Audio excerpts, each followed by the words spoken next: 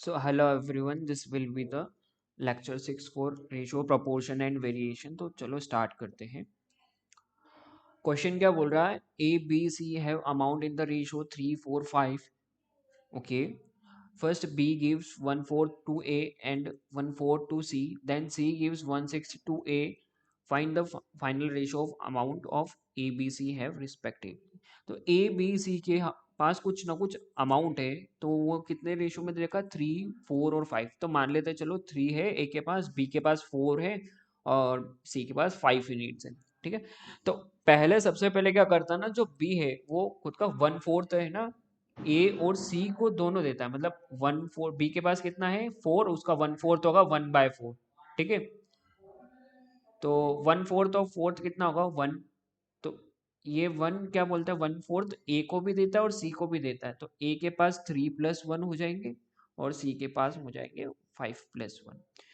है ना. और बी के पास से कितने? एक और दो, दो गए ना, तो बी के पास हो जाएंगे 2. तो फाइनल रेशो क्या क्या आया इनके पास? 4, 2 और 6. अब क्या करता है ना, सी 1/6 टू ए. तो सी के पास कितना है अभी फाइनल? 6 है. और इसमें से 1/6 कितना दे देता है? ए को. तो सी का है जो 6 है, उसका 1/6 कितना होगा? 1/6 इंटू 6 यानी कि 1. तो सी ए को कितना दे देता है? 1 दे देता है. तो 4+1 और ये 2 और ये 6-1, क्योंकि एक वो ए को दे चुका है तो उसमें से एक माइनस हो जाएगा, तो इसके पास हो जाएगा 5. तो इनके पास जो अमाउंट है वो उसका रेशो कितना आया? 5, 2 और 5. ठीक है. फाइनल रेशो ये आ चुका है. नेक्स्ट क्वेश्चन की ओर बढ़ते हैं. क्वेश्चन क्या कह रहा है? X varies directly as y square plus z square. Okay. ठीक है. तो एक्स है ना, वो वेराइज डायरेक्टली, मतलब डायरेक्टली प्रोपोर्शनल है किसके? वाई स्क्वायर और जेड स्क्वायर के सम के बराबर है ना. तो और फिर जब अपन प्रोपोर्शनलिटी की साइन हटाएंगे तो क्या आएगा? X square equal to constant multiply में आएगा, equal to y square plus z square. तो कुछ वैल्यूज दे रखी है, तो जब y इक्वल टू 1 है, z इक्वल टू 2 है, तब x की वैल्यू कितनी है? 15 है. तो x की वैल्यू रख देते हैं 15 स्क्वायर इक्वल टू k की जगह k ही रखेंगे, अपने को मालूम नहीं y की वैल्यू कितनी? 1 है और z की वैल्यू है तो 2, तो अपन लिखेंगे 2 स्क्वायर, है ना. 1 स्क्वायर प्लस 2 स्क्वायर. तो 15 स्क्वायर की वैल्यू होती है 225 इक्वल टू k 1+4. तो ये इसकी फिर आगे नेक्स्ट लिखेंगे अपन 225 इक्वल टू के इंटू 5. 1+4 होगा 5. ठीक है. तो के की वैल्यू आ जाएगी 225. 5 को इधर एलएचएस में भेजेंगे तो ये डिवाइड में आ जाएगा 225/5 इक्वल टू के. तो के की वैल्यू अपने पास कितनी आ गई? 45. ठीक है. तो फिर फाइनल अपन जो एक्सप्रेशन लिखते हैं, x square equal to k की value 45 into y square plus z square. तो फिर अपने को z की वैल्यू निकालनी है जब x की वैल्यू 39 है और y की वैल्यू 2 है. ठीक है. तो x की वैल्यू 39 है, तो 39 स्क्वायर इक्वल टू 45 इंटू, और y की कितनी दे रखी? 2. तो 2 स्क्वायर प्लस जेड स्क्वायर, है ना. तो 39 का स्क्वायर कितना होगा? 39 into 39 equal to 45 into 4 plus z square. ठीक है. तो ये होगा कितना फिर? 9×5 = 45, और सॉरी 15×3 = 45, 13×3 = 39, और 3×5 = 15, 3, और सॉरी 13×3 = 39. 13 और 3 से कैंसिल करते रहेंगे. एक मिनट चेक कर लेता हूँ मैं. ओके. 1+4. ओके. ठीक है. ठीक है. और 2 24 बाई 45. ठीक है. x equal to 39 and y equal to 2. ठीक है. हाँ. तो सही है. तो 13 × 13 हो जाएगा ये यहाँ पे, ये यहाँ पे हो जाएगा 5×4 प्लस 5z². तो 13 × 13 हो जाएगा 169 इक्वल टू 5×4 = 20 प्लस 5z². तो ये हो जाएगा फिर अपना क्या 169 - 20 हो जाएगा, क्योंकि 20 यहाँ से RHS से LHS में ट्रांसफर कर रहे हैं अपन। तो 169 - 20 इक्वल टू 5z²। तो 169 - 20 होगा 149 इक्वल टू 5z²। अब 5 यहाँ से अपन LHS में भेजेंगे तो डिवाइड में आ जाएगा 149 divided by 5 equal to z²। या फिर अपन ऐसे भी लिख सकते हैं z² इक्वल टू 149/5। तो z की वैल्यू कितनी आ गई, √149/5। ठीक है, अब नेक्स्ट क्वेश्चन की ओर बढ़ते हैं। x minus a ratio x minus b ratio x minus c की वैल्यू कितनी दे रखी है, 11, 9 और 5। तो x की वैल्यू अपने को a plus b plus c दे रखी है। तो a बी और c का रेशो पूछा है। तो x की जगह अपन a plus b plus c/2 रख देते हैं अपन। तो ये हो जाएगा a plus b plus c/2 minus a ratio a plus b plus c/2 minus b ratio a plus b plus c divided by 2 minus c, है ना। तो फिर अपन इसको कैलकुलेट करेंगे ना, तो इसका आंसर आएगा b plus c minus a/2। यहाँ पे क्या बोलते हैं, a के नीचे कुछ नहीं, तो 2 इंटू ए हो जाएगा। तो a -2a होगा अपना कितना, माइनस का a। ठीक है, ये कैलकुलेशन, प्योर कैलकुलेशन। और नेक्स्ट बढ़ते अपन, ये हो जाएगा फिर a minus b plus c/2। और ये हो जाएगा अपना a plus b minus c/2। ठीक है, अब रेशो में 3 वैल्यूज है, तीनों में डिवाइड बाय 2 है, तो है ना अपन 2 को कैंसिल कर सकते हैं। ठीक है, तो ये आ गया अपना b plus c minus a ratio a minus b plus c ratio a plus b minus c, है ना। और इनके वैल्यूज कितने दे रखी है अपने को, 11:9:5। तो b प्लस सी माइनस ए की वैल्यू मैं मान रहा हूँ 11, a माइनस बी प्लस सी की 9 और a plus b minus c की वैल्यू 5 मान रहा हूँ।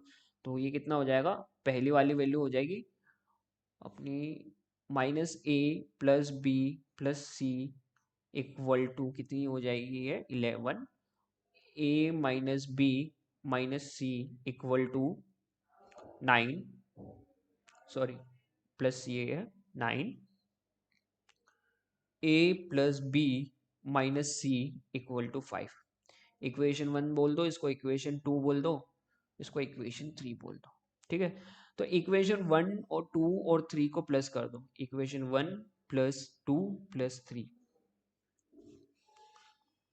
तो क्या आंसर आएगा, -a plus b plus c plus a minus b plus c plus a plus b minus c equal to 11 plus 9 plus 5। ठीक है, तो माइनस ए से एक ए गया, बी से एक माइनस का बी गया और सी से एक माइनस का सी गया। एक ए बचा, एक बी बचा और एक सी बचा। तो ए प्लस बी प्लस सी की वैल्यू कितनी है अपने पास, 11 प्लस 25। ठीक है, और फिर क्या बोलते हैं, इक्वेशन 4 नाम दे दो इसको। ठीक है, और इक्वेशन 1 प्लस इक्वेशन 4 कर दो। तो ये आएगा अपना a plus b plus c minus a plus b plus c equal to 25 plus 11।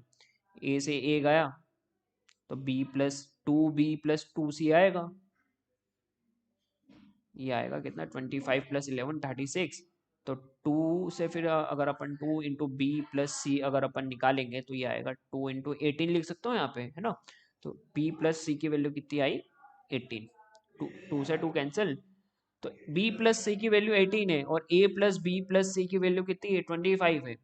तो a प्लस 25, हाँ 18 इक्वल टू 25 लिख रहा हूँ मैं। तो a की वैल्यू कितनी आ गई अपने पास, 7। उसी तरीके से अपन a plus b plus c second fourth equation और सेकेंड इक्वेशन अपन प्लस कर रहे हैं। ठीक है, और तो ये हो जाएगा a plus b plus c, a minus b plus c equal to 25 plus ये कितना आएगा 9। है ना। तो बी से बी गया, ये हो जाएगा 2a प्लस सी हो जाएगा, है ना।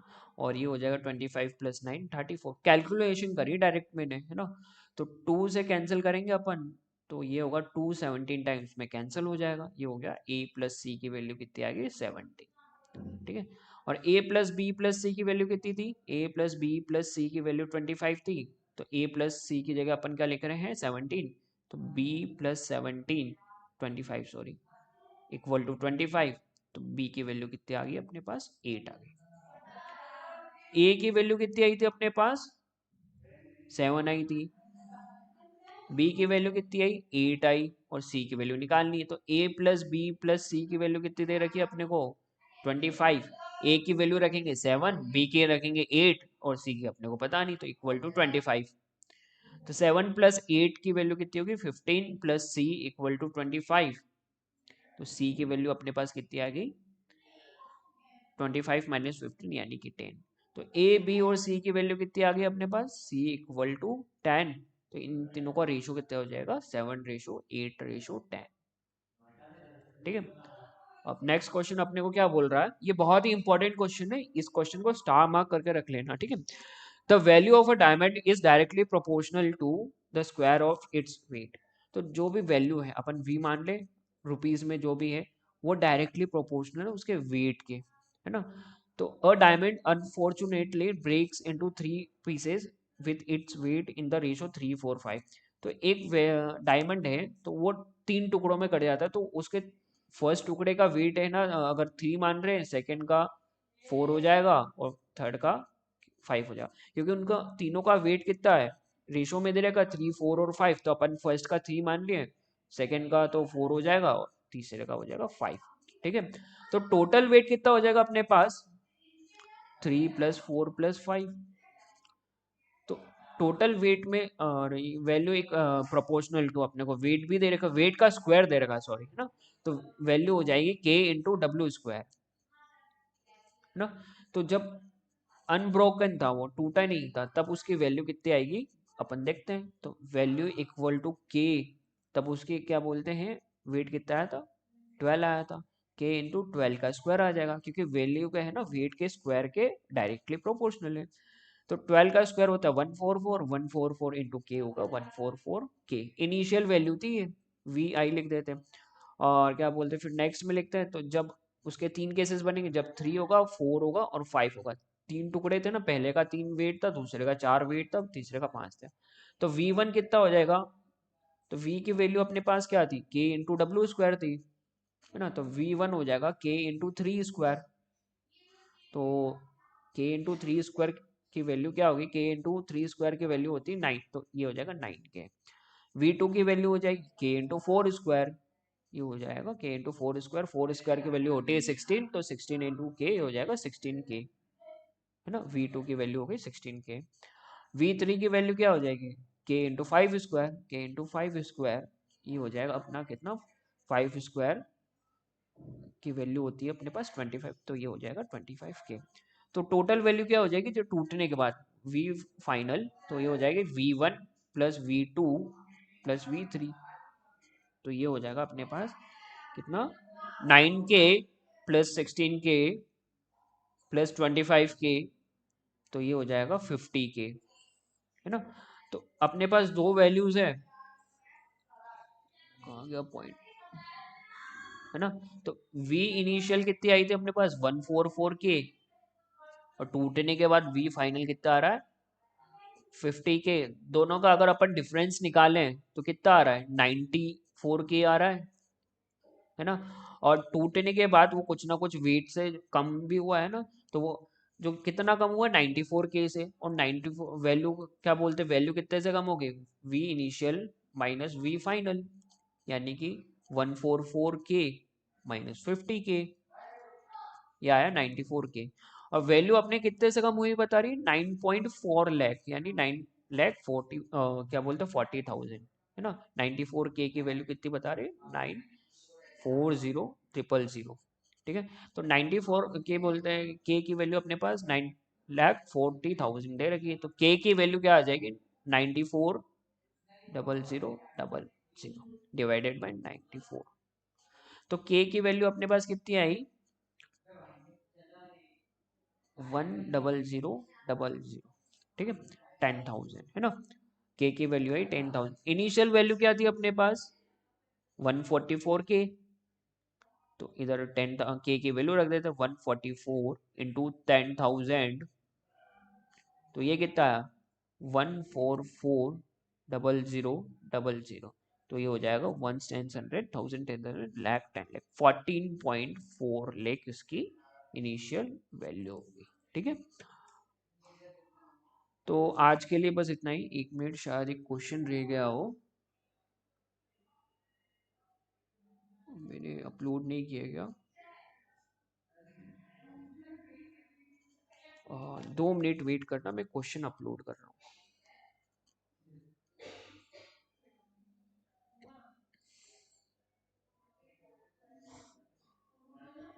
Just a minute.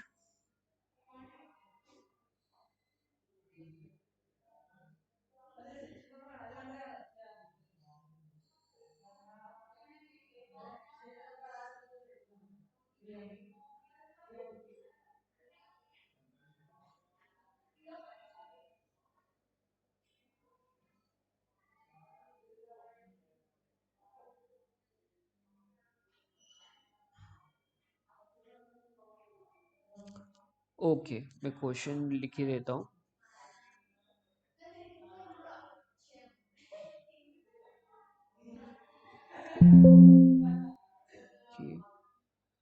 मैं स्लाइड से क्या बोलते ऐड कर देता हूँ 3 के।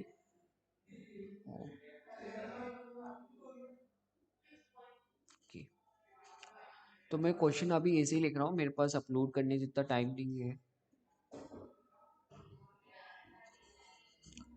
तो क्वेश्चन क्या बोल रहा है? Chocolate Ram had some chocolates, एक minute. Ram had 9 chocolates. Ram had and chocolates, ठीक है। he distributed he distributed in the ratio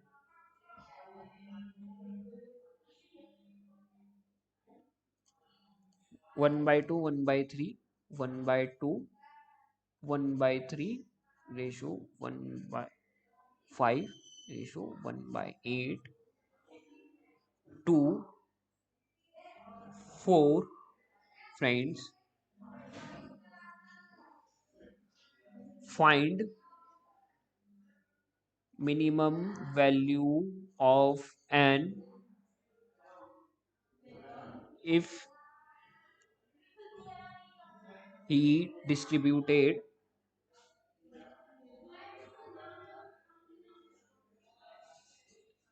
at least,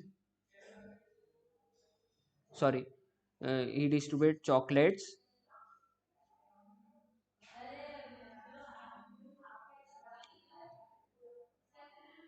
he distributed one complete, मतलब उसने आधी या फिर 2/3 चॉकलेट्स किसी को नहीं दी है, ठीक है। तो राम के पास कुछ ना कुछ चॉकलेट्स हैं, उसको एन बोला गया है, और किस रेशो में बांटा है? 1/2 रेशो 1/3 रेशो 1/5 रेशो 1/8, ठीक है। अब जितने भी नंबर में उसने चॉकलेट बांटी है, उसने कम से कम एक बांटी, ऐसे नहीं कि आधी आधी है ना, 2 दोस्तों को बांट दी, ठीक है। तो वो एन चॉकलेट्स की मिनिमम वैल्यू क्या होगी? तो ये जो रेशो में है, इसको क्या बोलते हैं? एक तो अपने को क्या बोलते हैं, नंबर्स में करना पड़ेगा ये रेशो को, फ्रैक्शंस में है रेशो। तो सबसे पहले जब भी फ्रैक्शंस को रेशो में करते हैं ना, तो जो भी फ्रैक्शंस का डिनोमिनेटर, ये नंबर्स है ना, इनको फ्रैक्शन से हटाने के लिए, जैसे 1/2 को है ना क्या बोलते हैं, सबसे छोटे नंबर में अपने को क्या बोलते हैं, कन्वर्ट करने के लिए किससे मल्टीप्लाई करने का पड़ेगा? 2 से। 1/3 को किससे मल्टीप्लाई करने का? 1 से। नहीं होगा।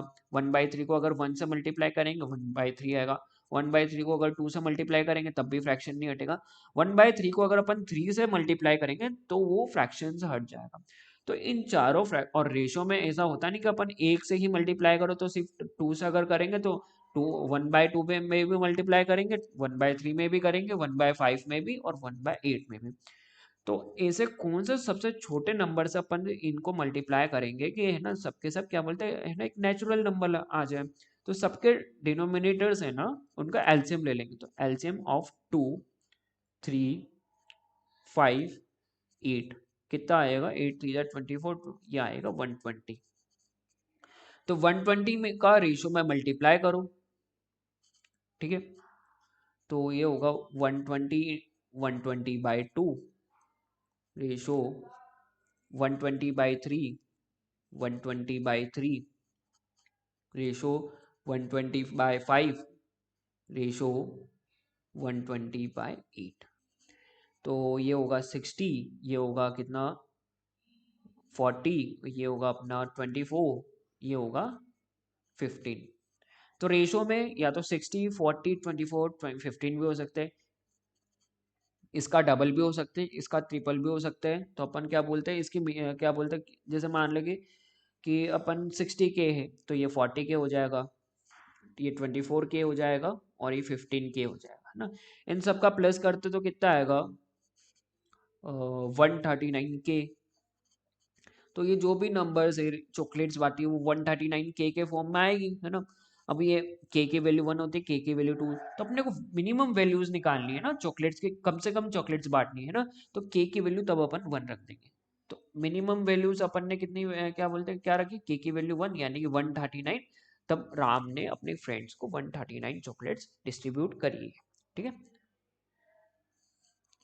तो आज के लिए बस इतना ही, मिलते हैं नेक्स्ट लेक्चर में अपन।